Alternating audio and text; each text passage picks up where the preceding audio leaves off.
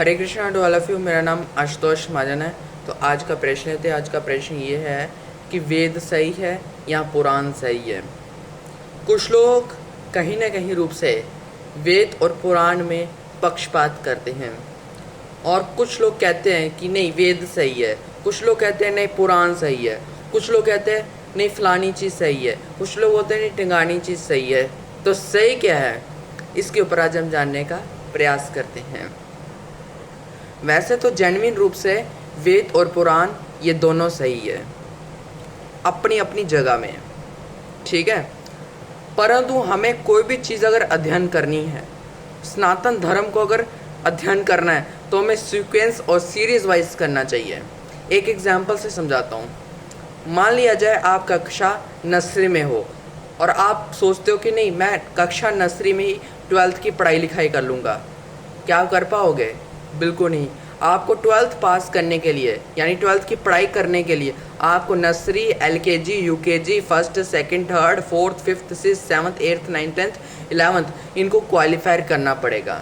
तब जाकर आप 12th तक पहुंच पाओगे, तब जाकर आप 12th की पढ़ाई सही ढंग से कर पाओगे, ठीक है ना।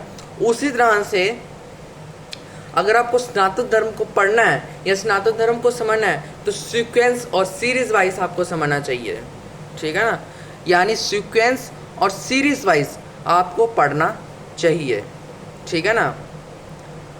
और रही बात वेद और पुराण, ये दोनों सही है, ये दोनों कहीं ना कहीं महान है, ठीक है ना।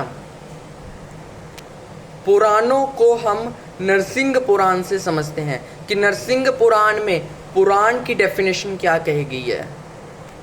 ये मेरे सामने है नरसिंह पुराण। तो इस नरसिंह पुराण में पुराणों की डेफिनेशन के बारे में क्या श्लोक दिया गया है इसको हम समझते हैं। नरसिंह पुराण अध्याय 1 श्लोक नंबर 34 में कहा गया है, सर्गे प्रतिसर्गे वंश मनवंत्राणि च वंश वंशानुचित चैव पुराण पंचलक्ष्मम। मतलब सर्ग, प्रतिसर्ग, वंश, मनवंतर और वंशानुचित, इन्हीं 5 लक्षणों से युक्त पुराण होता है। मतलब पुराण की डेफिनेशन क्या है? जहाँ पर सर्ग, प्रतिसर्ग, वंश, मनवंतर और वंशानुचित का जिक्र किया जाए, का उल्लेख किया जाए, उसी को पुराण कहते हैं। और वेद का मतलब क्या होता है?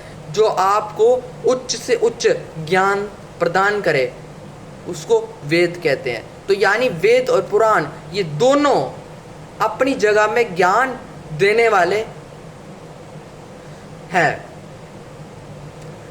ठीक है ना। इसमें किसी प्रकार का आपको पक्षपात नहीं करना चाहिए। आपको सनातन धर्म को समझना है तो सीक्वेंस और सीरीज वाइज आपको समझना चाहिए। स्टार्टिंग सबसे पहले आपको छोटे से करनी चाहिए, फिर धीरे धीरे कर करके ऊपर तक आना चाहिए, तो ही आप सनातन धर्म को भलीभांति समझ पाओगे, ठीक है ना। हम लोग गलती क्या करते हैं, हम लोग बोलते हैं चलो भगवत गीता पढ़ ली, अब चलो वेद पढ़ते हैं। फिर कुछ समय के बाद में बोलेंगे वेद भी पढ़ लिए, चलो अब उपनिषद पढ़ते हैं। हम कहीं ना कहीं सब कुछ मिक्सअप कर देते हैं, जिसके कारण क्या होता है, हमारे दिमाग में कहीं ना कहीं कन्फ्यूजन जैसी स्थिति उत्पन्न होती है। तो हमें क्या करना चाहिए, हमें कोई भी चीज़ पढ़नी है सनातन धर्म में तो step by step, step by step, step by step, step by step पढ़नी चाहिए, ठीक है ना। तो कहीं ना कहीं कंक्लूजन क्या निकला, वेद और पुराण ये दोनों अपने अपने जगह सही है।